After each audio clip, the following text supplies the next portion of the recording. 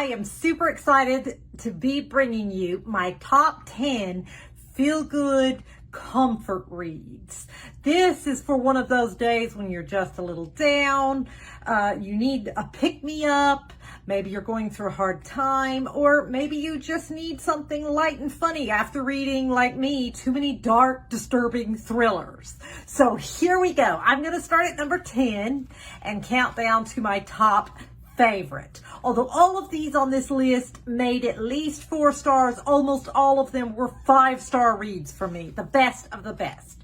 So starting out at number 10, the Finley Donovan series by El Cazimino. The first book was my absolute favorite of hers. All of them were good, but I think by the time it got to the very last one in the series, it wasn't. I think I gave it 4 stars instead of 5. But the first book definitely is fantastic. I would read them all personally. I did read them all. Our main character is a stressed out single mom and a struggling author. And what really captured my attention and made me want to read this book was Finley Donovan is overheard discussing the plot of her next suspense novel at a restaurant, and she is mistaken for a hitman and inadvertently agrees to dispose of a problem husband in order to make ends meet. This entire series is just hilarious, witty, and a very fun ride by El Cazimino. Then number 9, this is a 4-book series by Lucy Score. It is called the Riley Thornne series. The first book in this series is called The Dead Guy Next Door. I mean, if that title doesn't catch your attention, what will? I mean, really. Riley is divorced and broke and living with an absolutely hilarious pack of elderly roommates. Her mom keeps telling her that she has the psychic gift, but she refuses to believe it, even though she sees things she shouldn't. A hot PI shows up at her door looking for someone who turns up dead. And the mystery begins, along with a little bit of romance. Riley becomes a suspect, and she decides to help Nick figure out who done it. This one was very funny, a little bit of romance, a lot of mystery. It's just a fun time. I enjoyed all 4 books in that series. Coming in at number 8. I'll just be 5 more minutes and other tales from my ADHD Brain by Emily Ferris. This is a hilarious and heartwarming essay collection about life, love, and discovering that you have ADHD at 35.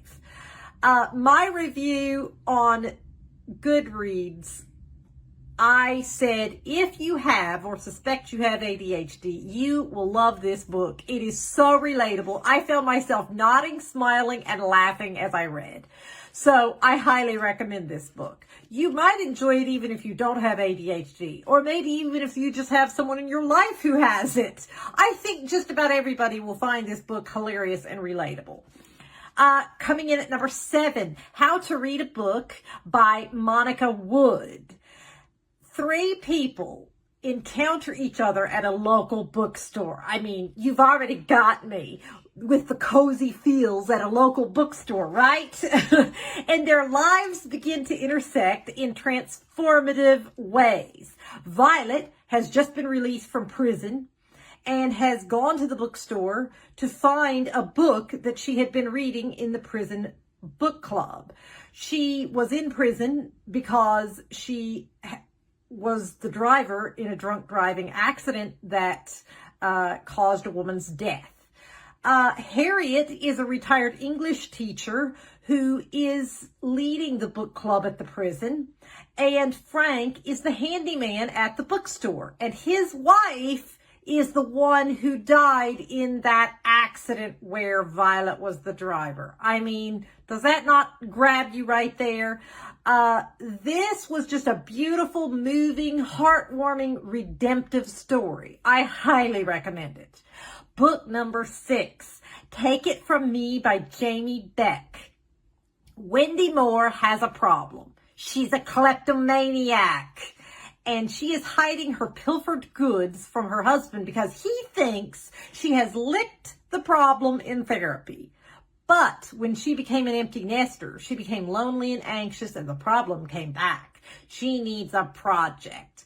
And when a nice young woman moves in next door who is suffering from writer's block, she decides to take her on as her project. Harper decides to secretly use Wendy to write her new book. In other words, she's putting her in as a character in her new book. They end up developing a real friendship that will be threatened when their secrets come out. It is humorous, heartfelt. It's a delightful story of female friendship. Coming in at number 5, The Book Club Hotel by Sarah Morgan. Young and widowed, Hattie is exhausted being a single mom and running the charming Maple Sugar Inn in Vermont. Her 3 lifelong friends check in for a girlfriend's book club holiday. This story is super cozy and heartwarming. It's got all the feels. Now, it's not a great mystery. It's a predictable type of story, but if you just want to cozy up and read something so cozy and happy, like, this is for you. And yes, there's a little bit of romance in there too. Book number 4, I Hope This Finds You Well by Natalie Sue. In the advertising for this, it said that it's great for fans of The Office. You had me at fans of The Office. So, of course, I picked this up at the library. Jolene finds her coworkers irritating and incompetent. She's probably the Angela of The Office. She vents in petty email postscripts, then changes the text color to white so no one can see it. Until, inevitably, one day, her secret messages are exposed. And she is forced to do sensitivity training with Toby. The HR guy, Cliff.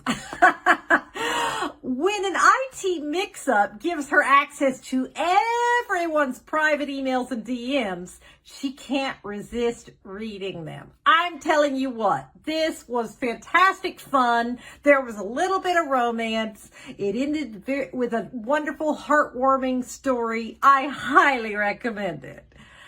And if I forgot to mention, there's a little bit of romance. I can't remember if I said that. I might have. Then coming in at number 3, here's a unique one, Here One Moment by Leanne Moriarty. It's a riveting story of how a plane full of people are told the date and cause of their death by a fellow passenger. And their lives end up intersecting in a really just beautiful, heartwarming way. This story is heartfelt and life-affirming. I absolutely ate it up. Number 2, I would say all of Claire Pulley's books, How to Age Disgracefully, The Authenticity Project, and Iona Iverson's Rules for Commuting. I couldn't pick just one of them. They are all fantastic and they are all similar. Now, when I say they're all similar, don't get me wrong. The stories are not similar in that, I read that one book, so I wouldn't want to read the others. No, the stories are all unique and different, but they're similar in the fact that they all have delightful, quirky, funny characters that come together and enrich each other's lives in beautiful, heartwarming ways. The humor is fantastic. It's just, this is just the perfect, heartwarming reads. I couldn't recommend one over the other. Like, you have to read them all. They're all fantastic. And then coming in at number 1, The Mostly True Story of Tanner and Louise by Colleen Oakley. It's a fun story of a 22-year-old college dropout and an 84-year-old woman on the run from the law. Tanner takes a job as a live-in caretaker for Louise, who thinks she doesn't need a live-in caretaker, but her daughter insists she does after her fall. Tanner starts to notice weird things, like why does Louise keep her back garden shed locked up tighter than a prison? And why is there a story on the news about one of the biggest jewelry heists in history with a picture that looks disturbingly like Louise? Why does Louise suddenly insist that they must leave town at 1 a.m.?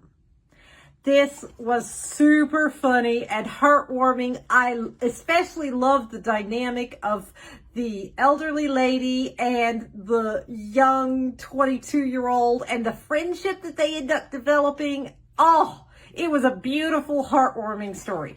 So there you have it. All of those books will make your day, cheer you up, just give you the comfy, cozy, happy feelings that you may need and crave. And let's see if Smokey will say hello. Smokey, can you say hi to our besties? Say hi to our besties. She's looking, but she's just barely opening her little eyes. Can you say hi, Smokey? You're not going to say anything? Okay. Well, then I guess you'll have to say hi to Smokey. She's not talking this morning, or I don't know. She's too sleepy right now. All right. So that wraps up my top 10.